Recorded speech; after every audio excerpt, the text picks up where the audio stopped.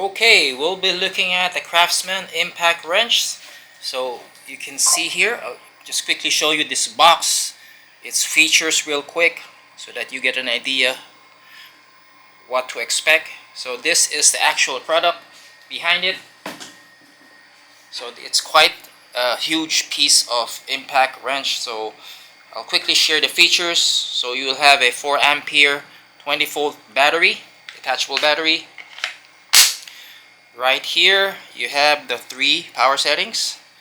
You have setting 1, setting 2, and setting 3. And you'll notice that it has a small light right here, which helps a bit with illumination, but you'll still need a flashlight when working in hard to reach areas. And this one is compatible with half-inch sockets. So I have this socket laying around here. I'm using a locally made socket, so I didn't purchase the Craftsman socket because it's quite pricey. So this is the one I use. So this shows you that this product is compatible with half-inch impact sockets. And here's how it looks behind. So aside from the torque settings here, which I showed you earlier, this one has 3 modes. So if you look right here on the left, you can see that the arrow is going backward. This means that if you put it in this mode, it will loosen the bolt.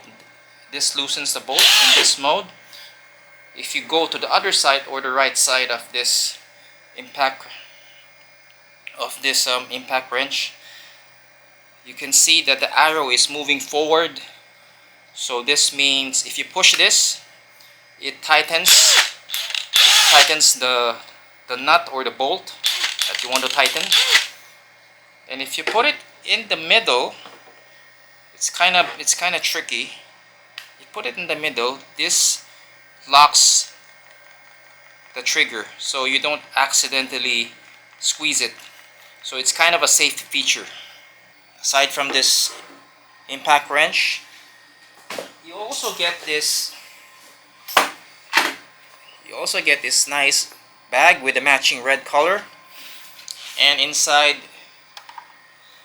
you'll get this Craftsman charger and a manual. So I'll show you how this works on a wheel socket and a brake caliper socket. So I'll take off the whole caliper and you'll see how effective it is in removing a wheel socket and a brake caliper socket, which can be tough if you're using a manual wrench.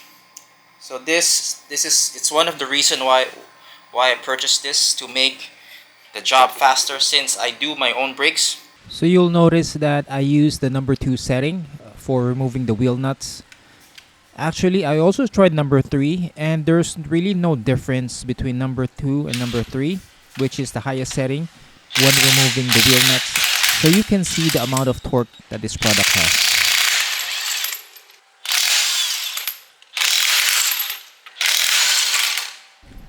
One of the biggest issues with the Craftsman impact wrench is its sheer size, so I had to turn the wheel just to have enough space to reach the bolts. Again, I used setting number 2 to loosen the bolt, then I used my fingers to remove it.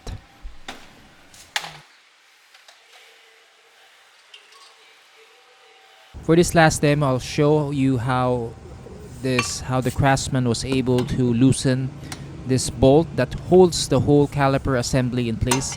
So if you try to use a manual wrench, this can be a nightmare to remove, but with an impact wrench, it makes the job much easier.